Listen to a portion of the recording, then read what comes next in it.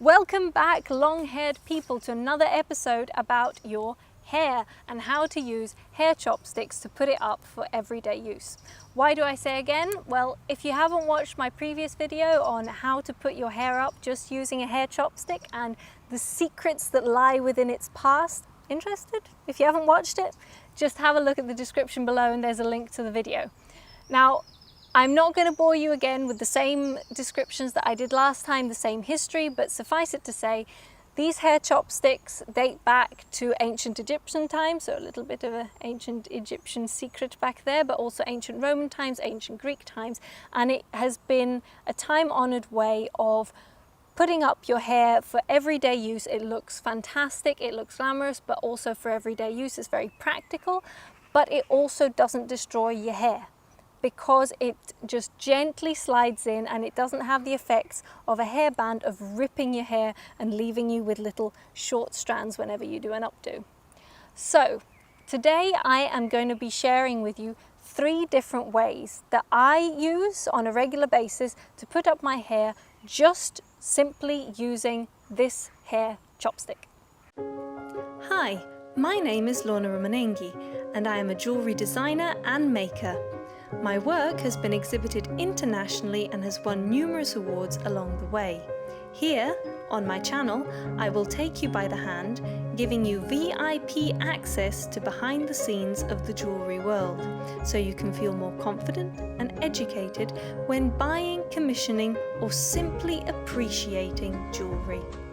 To make sure you don't miss out on any new content, click the subscribe button below.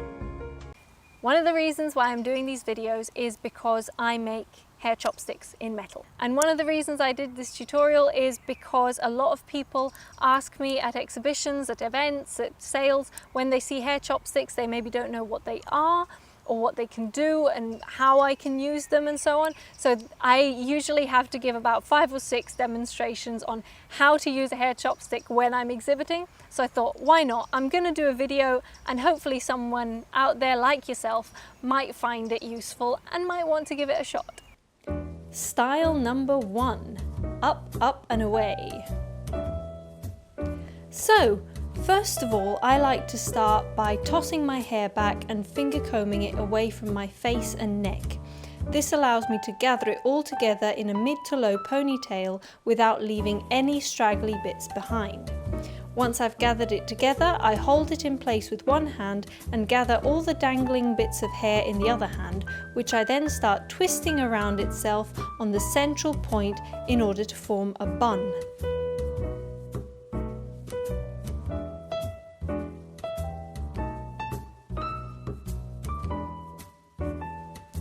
Once all my hair is tightly wrapped up in this bun, I take my chopstick, which I usually keep in my teeth like some sort of barbarian while I do this, and while making sure to keep a tight grip on the bun with one hand, with the other I insert the chopstick in an upwards trajectory starting from the middle of the underside of my bun. As I insert it upwards, I then change direction of the chopstick, swooping it back downwards on itself through the top part of the bun, trapping and sealing all the hair. You may have to repeat this swooping downwards part a couple of times if the tension doesn't feel quite right. This hairdo does take practice, so don't be disheartened if it doesn't work the first time around. Practice really does make perfect. Style number 2, the jaunty side flick. So again, I start by tossing my hair back and finger combing it away from my face and neck, allowing me to gather it all together in a mid to low ponytail without leaving any straggly bits behind, just like we did in style number 1. Once I've gathered it all together, I hold it in place with one hand and gather the rest of my hair in the other hand and start twisting it around itself to form a bun, exactly like we did before. However, this time I don't complete the bun. Giving it one less twist around its axis, it leaves some excess hair dangling to one side. How much you leave is up to you. At this point, I continue the process like we did before, taking the wrapped bun and inserting my chopstick in the middle underside of my bun in an upwards trajectory, and then changing the direction downwards through the top part of the bun, trapping the hair but still leaving the excess we wanted out, giving it this jaunty flick to the side. You can also take this jaunty flick to the side and actually swoop it around the top part of the bun, creating a kind of spikier look. Personally, I like things to be asymmetrical, so I always leave it to the side. Style number 3, high and mighty. As always, I start by tossing my hair back and finger combing it away from my face and neck. But this time, instead of gathering all my hair together, I separate a section from the top, making sure I create a nice even line of separation. This top part of the hair is what I will be working with. Ignoring the rest of it, I repeat the exact same process that I have done before in style number 1 and number 2, gathering it together in a ponytail and wrapping it around itself. This time, however, I only twist it around itself once, giving me a small bun and a lot of hair dangling to the side. How much hair you leave is up to you. You can twist the hair around itself as many times as you want, depending on what kind of look you're going for.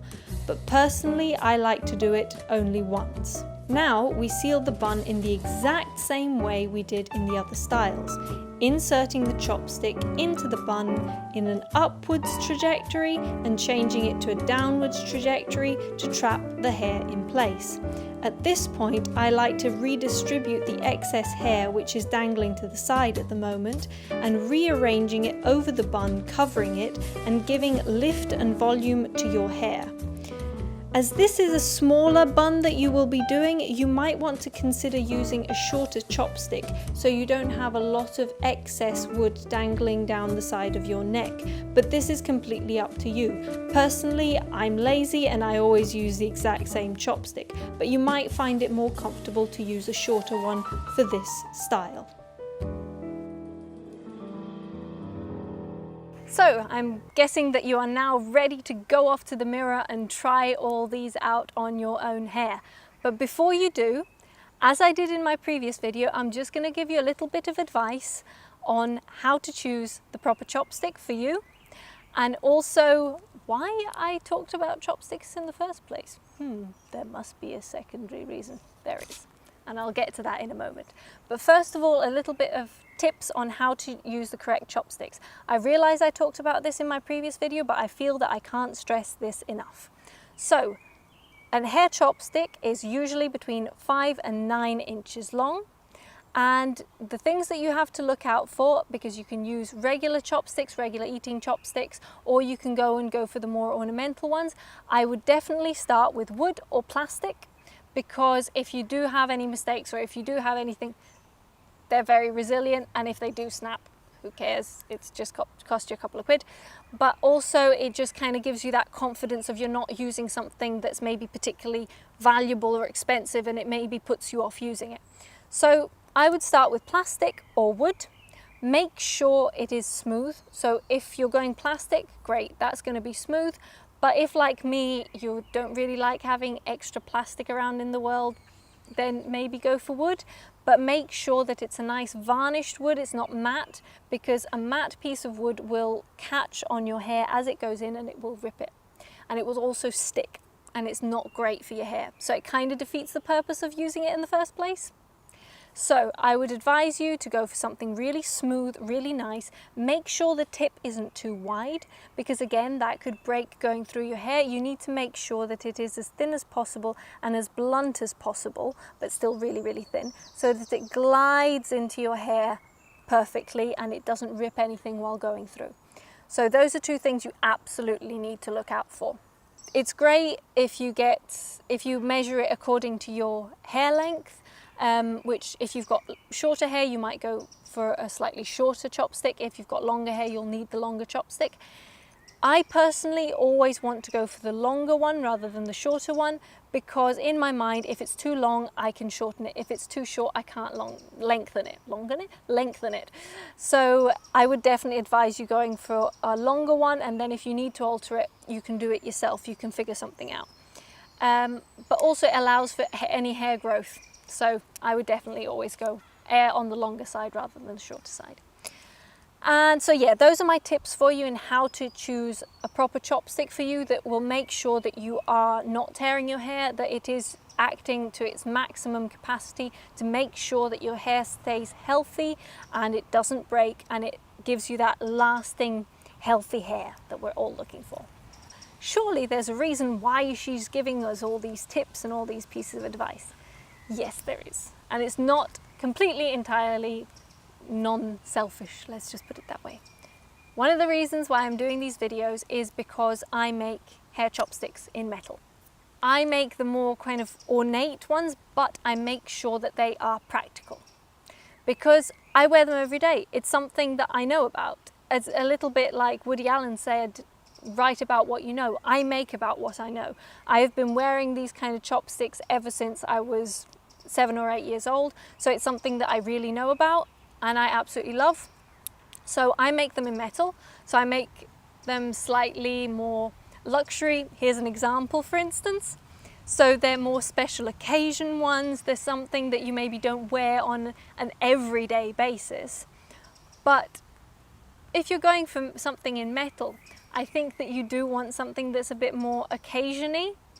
So if you ever do decide to kind of upgrade, or you want something a bit special, or you want something even just every day, but you like the feel of metal more than wood or more than plastic, then just remember me, why don't you? I do make them, I make them to commission. I love making them. It's possibly one of my favorite things to make. And because I know what it should feel like and what it should do, I can test them. I can make them to your length specifically. So please, if you want a special chopstick, then just give me a shout. So, having said that, thank you so much for watching my video, and thank you so much for listening to my piece of advice, and let me know how you get on. I would love to see how you use a hair chopstick and if these updos work for you. And so yeah, just send me any pictures if you want any advice as well. If you're not quite getting one of the techniques or whatever, I'm happy to help and give any advice that I can. If you have any questions about actually getting a chopstick commissioned for yourself, I'm always here and happy to help.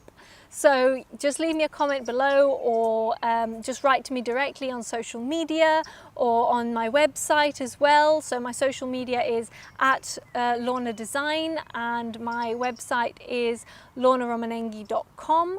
So just give me a shout on any of those platforms, or here, please comment. I would love to see some of your results and get some feedback as well if there's anything that you would like to know more of on this topic and so on. So please just let me know. So thanks again, and I will see you for my next episode. Make sure you don't miss out. Click the subscribe button, click the bell button so you don't miss out on the next episode. Thanks again, and bye.